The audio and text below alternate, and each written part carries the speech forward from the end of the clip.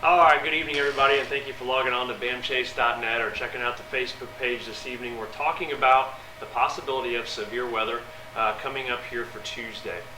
Looking like it could turn out to be a pretty big deal, a pretty big event.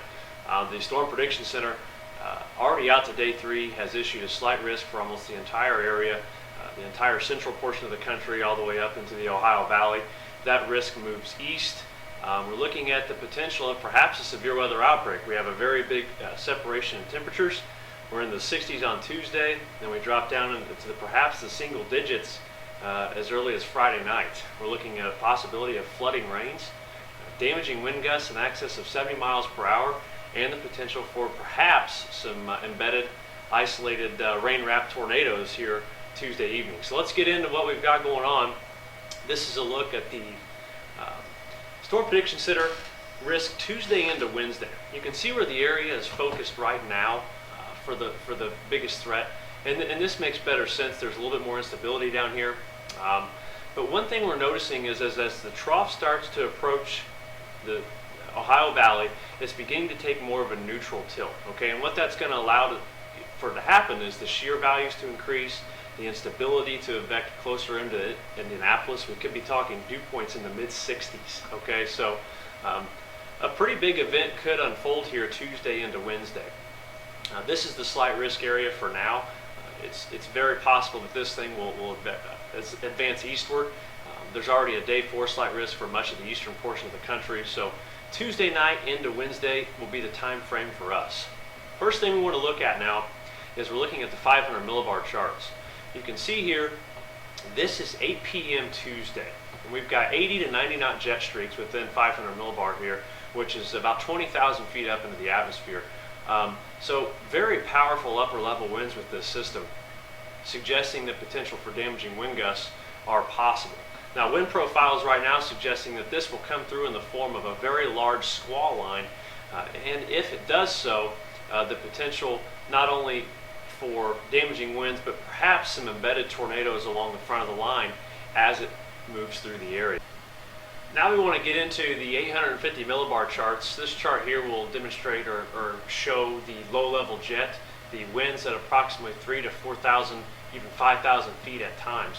A low-level jet in this situation is generally comes to life due to a cyclonic formation, which means we have a very cold air mass behind this system, and the low-level jet will be just in front of the cold front. The average wind speeds of a low-level jet will range anywhere from 40 to 70 knots. Check out this though, the morning GFS ranging from 80 to 90 knots winds here at 3,000 to 4,000 feet. So if this mixed down to the surface, we could be talking about wind speeds gusting in excess of 70 to 80 miles per hour.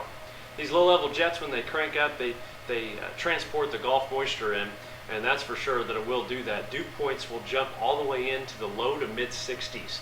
So this thing here is really going to kind of aid the severe weather threat, if you will. Our surface to 925 millibar charts, which is our bulk shear. Okay, this is a chart used by a lot of forecasters trying to detect whether there will be, tornado formation. It's just about under a kilometer, which is just about under 3,000 feet. We have wind shear that's approaching 30, 40 knots. Anything 20 to 30 knots is associated with, can be associated with strong tornadoes and fast-moving tornadoes. So we know that the storm motion with this system, this line will be marching off to the east at 60 to perhaps 70 miles per hour once it comes through Tuesday into Wednesday. But check out the values here, even down into portions of Kentucky, Tennessee, and Alabama and Louisiana. You're looking at wind shear knots here in excess of 40 miles per hour. You could be talking about violent, strong tornadoes down here and very fast-moving tornadoes. And I think these tornadoes, if they were to occur, would be in what we call a QLCS type system, which is a quasi-linear, which means it's somewhat linear type of storm system that has embedded rain-wrapped tornadoes.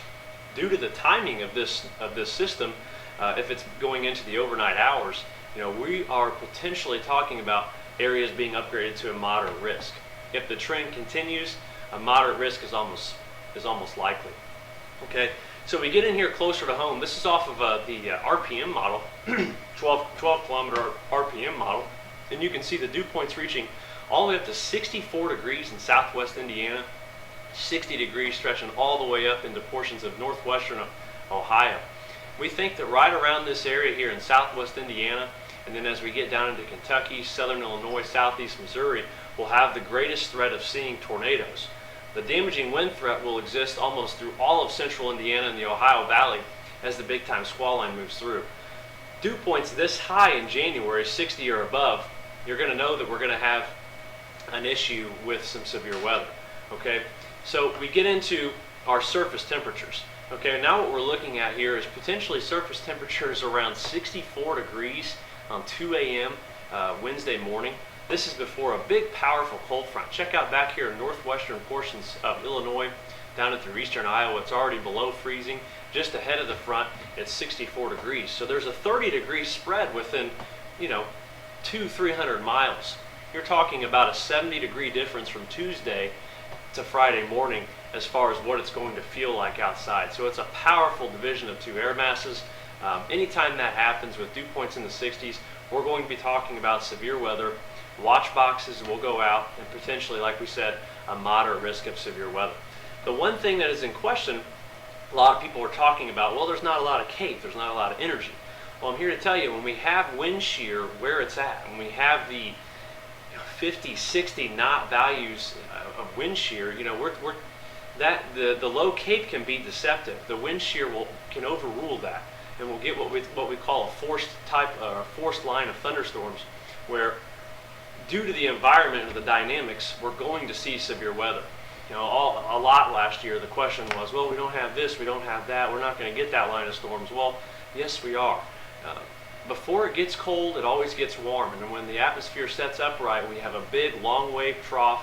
It's highly amplified. It's taking on more of a neutral tilt, and we have a surface low right here in central Illinois. So we are in location for severe weather. We have the setup for severe weather. It's not going to take much energy at all in order for that to happen. 400 joules per kilogram is going to be plenty to make this thing happen, okay? One reason why we think we could be looking at the threat of tornadoes is the wind shear from 0 to 1 kilometer like we're talking about. This is what we call a hodograph. Notice how it's got the large hook feature, it's kind of loopy. This suggests strong speed shear, okay? Strong wind shear, strong updrafts, and they will allow for these thunderstorms to explode and violently move off to the east. Not only are we looking at these impressive hodographs, but we don't have a cap in place. There's nothing that's limiting these thunderstorms from developing.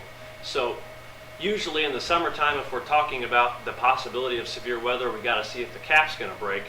We don't have that issue right now. Right now, we know it's going to happen. We're just trying to nail down the timing, okay? Wind profile is evident that there is some undirectional wind shear that we could be dealing with, perhaps an isolated tornado or two, perhaps a strong tornado or two in southern and southwestern Indiana. Another thing to point out too here, this is off of the GFS. This is for Bloomington, okay? Bloomington, right around 2 a.m. Wednesday. You can see the precipitated water values are right around 1.4 inches. Not only are we going to be dealing with the severe weather, but the torrential rains is going to be a big issue.